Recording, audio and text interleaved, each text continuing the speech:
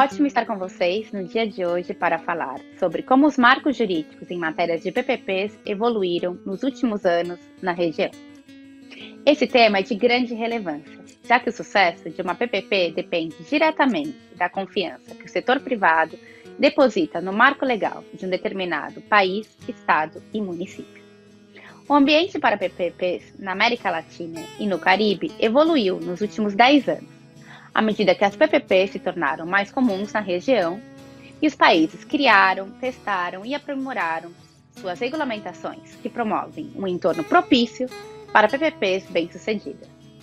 14 dos 21 países incluídos no Infrascope 2019 já desenvolveram seus mercados para realizar PPPs e 17 dos 21 países são classificados como desenvolvidos. Apesar de existir diferenças entre as estruturas jurídicas dos países na região, alguns com base em um sistema constitucionário, como Trinidad e Tobago, e grande parte seguindo um sistema de direito civil, os mesmos princípios fundamentais para se ter um sólido marco jurídico de PPPs são aplicados. A maior parte dos países possui uma lei específica para PPPs. Jamaica e Trinidad e Tobago têm apenas uma política de PPPs e as obrigações específicas são negociadas em cada contrato individual. Em algum desses países, o conceito de delegação de obras e/ou serviços públicos ao setor privado é muito recente. Em outros, essas parcerias já existem desde os anos 90. Esse contexto pode ser verificado ao se analisar as principais práticas de cada país. Embora possa ajudar um país a ter uma lei específica para as PPPs, ela não é uma condição sine qua non para estimular a participação privada em projetos de infraestrutura. Muitas vezes é vantajoso para o país ter uma lei PPP específica, porque ela consolida as regras e fornece orientação para potenciais investidores estrangeiros. Ainda, o sistema legal deve fornecer um contexto estável para um projeto, especialmente porque as PPPs são acordos de longo prazo.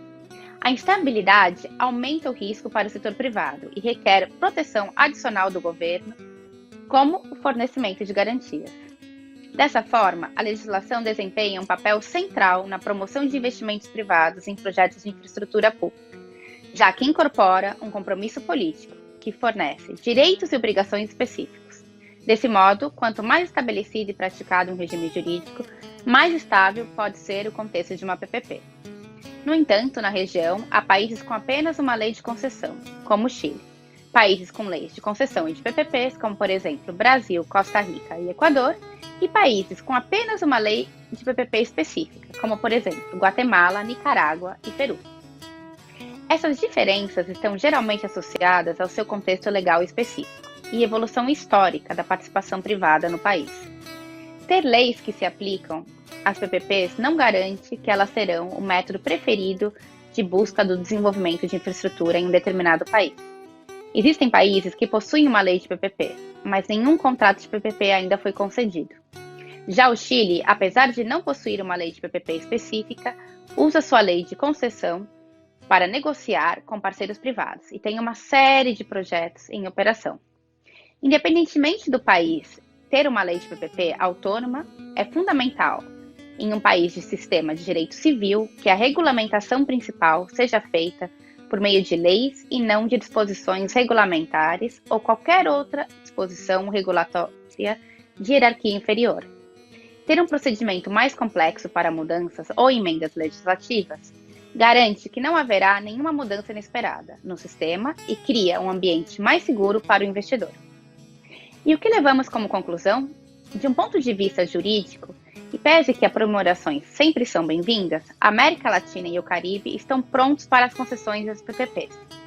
Cabe a nós escolhermos aqueles projetos que façam sentido do ponto de vista econômico, financeiro, social e ambiental, para que possamos convocar o setor privado a apoiar no desenvolvimento sustentável da infraestrutura na nossa região.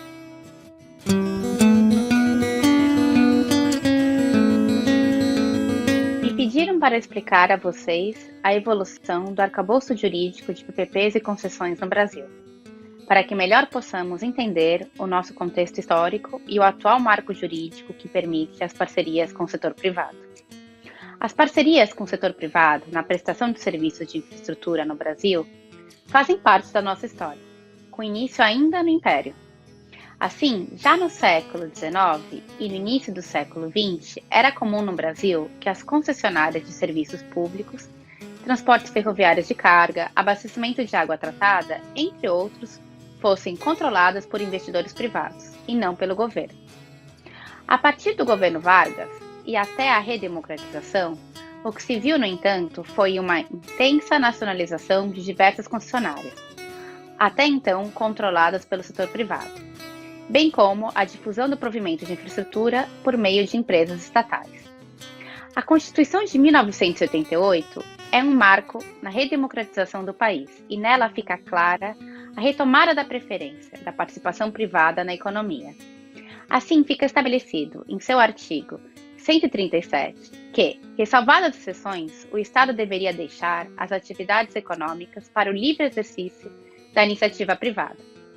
Assim, a partir de meados da década de 1990, se observou no país um boom na participação privada na economia, seja por meio da privatização, seja pela concessão de serviços públicos. No caso específico das concessões, as leis 8.987 de 95 e a 9.074 de 95 trouxeram os principais conceitos que até hoje utilizamos, tanto para as concessões como para as PPPs.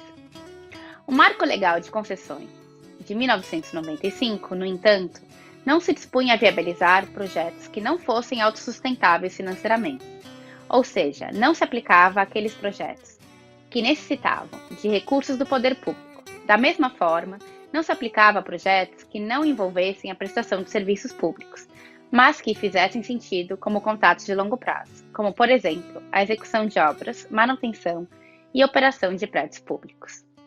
Com a Lei Federal número 11.079 de 2004, tivemos o surgimento das concessões patrocinadas e administrativas, que caracterizam as PPPs segundo a lei brasileira. As PPPs no Brasil são uma nova modalidade de concessão, na qual empresas privadas podem prestar serviços públicos, operar bens públicos ou prestar serviços diretamente ao governo. O parceiro privado é pago diretamente pelo governo e pode cobrar tarifas apenas em alguns casos. Assim, as concessões patrocinadas permitiram a introdução de subsídios em concessões de serviços públicos, independentemente de lei autorizativa. Já as concessões administrativas viabilizaram a estruturação de contratos de longo prazo, com financiamento privado para projetos que não envolvem prestação de serviço público. A lei de PPP sofreu importantes alterações em 2012, como, por exemplo, ampliou-se o limite percentual de comprometimento da receita corrente líquida dos estados e municípios com despesas em contratos de PPPs para 5%, para fins de concessões de garantias e realização de transferências voluntárias pela União. Possibilitou o aporte de recursos pelo poder público durante a etapa de construção e tratou do nível de detalhamento dos estudos de engenharia para PPPs, clarificando que devemos ter nível de detalhamento de anteprojeto. Até o primeiro semestre de 2021, contamos com 168 contratos de PPP celebrados no país, 139 concessões administrativas e 15 patrocinadas. Importante ainda mencionar que existe um projeto de lei tramitando no Congresso para consolidar o marco legal das PPPs e concessões em uma única lei, prevendo, entre outras mudanças, a possibilidade de compartilhamento de riscos em concessões comuns, além da obrigação de matriz de risco para todas as concessões, a possibilidade de licitação conjunta, multimodal de serviços conexos, na hipótese de ganho de escala, eficiência econômica ou complementaridade de escopo, assim como traz inovações relevantes nos critérios de julgamento das propostas, a serem utilizados isolada ou conjuntamente, dentre os quais se pode criar maior quantidade de obrigações de fazer, menor valor do aporte de administração pública para a realização de obras ou aquisição de bens reversíveis, menor valor da receita oferida pela concessionária, com prazo de outorga variável e menor prazo de exploração. O que fica claro é que as PPPs e concessões estão no DNA do país, desde o seu nascimento, e que a experiência no setor de concessões e parcerias acumulada nesses últimos 20 anos é um sinal eloquente do compromisso do país em buscar soluções para a prestação de serviços de qualidade para a sua população.